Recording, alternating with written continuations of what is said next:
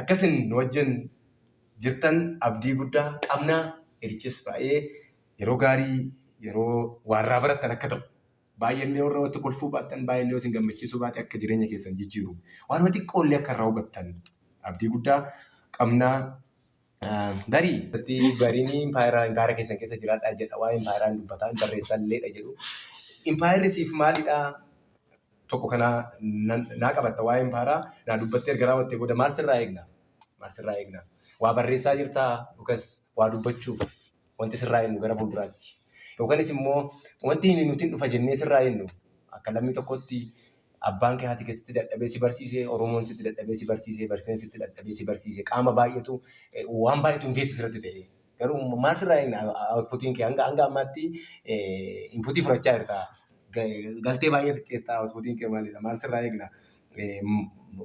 Maatiin maal sirraa eegaa? Hiriyoonni kee maal sirraa eegaa? Biyyi maal sirraa eegaa? Kolleejjiin keessan maal sirraa eega? Maal sirraa eegnu? Jalqaba impaayerri maalidha kan jedhuu fi isa nama si gaafadhe immoo gara dhumaatti na deebistaa. Asumaan immoo yaada jechuu barbaaddes immoo gara dhumaatti walitti nuuf fiddeetu sagantaa keenya har'aaf ganaatti itti fufna waan ta'eef kutaa lammaffaan jiraachuu hin jiraata. Jiraachuullee danda'a. Har'amee waa'ee impaayerichaa fi maal sirraa eegna kan jedhu irratti waan gabaabaa dhaggeeffattoota daawwattoota keenyaaf waa jedhe. Yeroo baay'ee beektaa gaafa waa godhu akka tasaan godhu akka tasaa waan godhin qabu. Osoo gongoraa raawwadheerraa kana fi yoonni gongoraa raawwadheerraa kana fi allama waan ta'eef gongoruun hin danda'a. Gongoraa immoo odoo itti yaadiin goota. Gongoraa ta'uu amantee waan gongoraa raawwattu kan achi waan godhu kamuu itti yaadiin godha. Ani beektaa yaada impaayera kana kanan eegale tureera. Waa'ee isaas kanan barreessu eegale xiqqoo ishee tureera. Tarii impaayerri ani jedhu kunii fi impaayerri namoonni baay'een beekan garaagarummaa qabaachuu danda'u. Impaayerri bulchiinsaa sirna bulchiinsa nam-tokkee namoota cafagee bulchuu bulchiinsa nam-tokkee addunyaa kan walitti qabee bulchuu ta'uu danda'a impaayerri. Ani garuu kanan haasaa tures kanan haasa'us waa'ee impaayera yaadatti. Impaayerri jalqabata addunyaa kanarratti hooggantu sammuu keeti. Sammuun kee addunyaa bal'aa addunyaa dhugaa kana caaludha. Bulchiinsa haqaa fi haqqii barbaada. Bulchiinsa haqaa fi haqqii hin taane impaayera kanaaf yaaddoo ta'uu danda'a jechaadha. Beektaa namni impaayera mataa isaa keessa hin jiraanne mootii hundaaf sagada. Sa'a jetteen marga dheeduu shaakaluu barbaada beektaa. Farda jetteen dugdi isaa kooraa baachuuf akka ta'u ilaaluu barbaada. Kooraa baachuu shaakaluu barbaada. Kanaaf sammuu garbicha dhugaa addunyaa kanaati. Beektaa bulchiinsi siyaasni si garboomsuu danda'a, si kuffisuu danda'a. Falmaa jirtu tanaati garbaa miti beeki. Garuu garba ta'uu kee gaafa amantu ayidiyaal darii ta'uu gaafa dhiistu yaada fi yaadina mataa keetii gaafa dhabdu gaafa namaan qajeelfamtu namni fiigi isin jedhee gaafa fiigdu taa'e isin jedhee gaafa taatu ta'echu ati garbicha dhugaa addunyaa kanaati jechaadha. Kanaaf anis kanaafan impaayera mataa kootii hundeeffadhee keessa jiraachuu filadhee hoogganaa impaayerichaas ofii koo godhee mudee jechaadha. Akkuma isin jedhe impaayerri kun impaayera yaadati. Impaayera yaadaa kana keessatti immoo akka bulchiinsa nam-tokkee yaada na fudhadha, yaada nan kenna. Garuu akseeptarii miti jechaadha. Ayidiyaal darii waan ta'eef namoonni kan biraas impaayera mataa isaanii keessa akka jiraatan gorsaa jechaadha. Akka isaaniitti akka jiraatan. Akkaafi akka yoo dhiifte beektaa?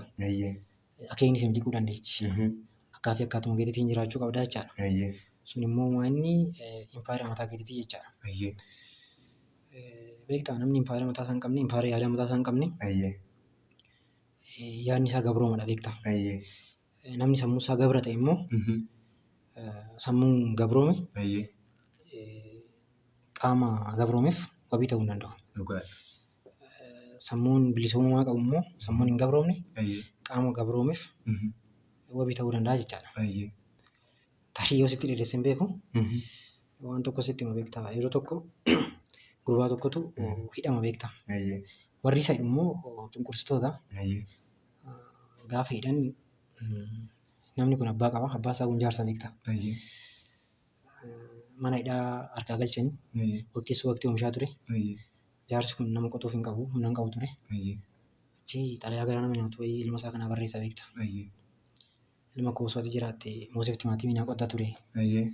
Garuu ati hin jirtu nama naa qotuun dhabe jedhee xalayaa ganaa nyaatu wayii ilma isaa kanaa barreessa. Ayyee. Ilmi isaa kunis xalayaa deebisee barreessaa jechaadha. Ayyee.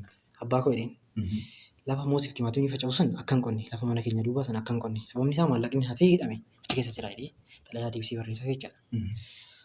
Gaafa kana namoonni shiraan mucaa kana hidhan xalayaa gidduu jara kanaa deddeebisaa turan lafa sana dhaqanii qorfuranii jechaadha. Sana booddee mucaan xalayaa lammaffaa abbaa isaatii maal jedhee deebisee barreessaa abbaa koo asxaa wanti si godhuu danda'u yoo jiraate isa kana namoota shiraan naqamanii hidhan lafa sana si qoffuranii akka si qoffuran godheera. Amma Moosef timaatimii dhaabbachuu dandeechaa jedheen beekta. Kana jechuun namni kun qaamaan gabroomeera hidhaa keessa jira jechaadha. Garuu yaalli isaa bilisaa jechaadha. Tapha sammuu taphatee achi keessa taa'ee jara sana teeknikaalii lafa qochisiisuu danda'a jechaadha. Kanaaf sammuu bilisoomitti waan amanuuf nama yaada qabutti waan amanuuf impaayera yaadaa hundeessee impaayera yaadaa kana keessa. Impaayera isaa amma jette kanarratti wanta amma isaa keerraa hubatte namni karuu impaayera mataa isaa keessa jiraachuu qaba jette. Dhugaadha wanta kana fakkeenya tasii dabala yeroo baay'ee namoonni fakkeenyaa fi ani gammeen yeroo baay'ee akka gammee ta'uuf namoonni gargaaran muraasa. Namoonni baay'een akka isaanii ta'uu barbaadu. Garuu namni akka mataasaa yoo ta'e gaariidha natti fakkaata. Fakkeenya namni tokko callisa filata yoo ta'e nama sana biratti gaarii ta'uuf yeroo baay'ee callisuu qabda. Namni tokko baay'ee dubbataa, hin kolfaa, hin taphata yoo ta'e nama sana biratti nama gaarii ta'uuf akka isaa kolfuu akka isaa taphachuu hin qabdu jechuudha. Namni kamuu wanta uumameef sana akka ta'uu qabu sana yoo ta'ee jiraate impaayera mataasaa keessa jiraata jechuudha. Akkuma biyyi tokko mootii mataasaa qabdu namni kamuu immoo impaayera mataasaa akka qabudha. Kanatti natti himtee kanatti nuun jettee dhugaadha. Impaayerri kun waan guddaadha.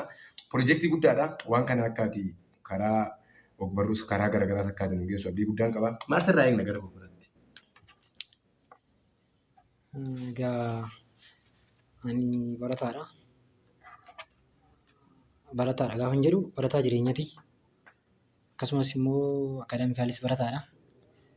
Sana caalaa immoo anaaf jireenya yuunivarsiitii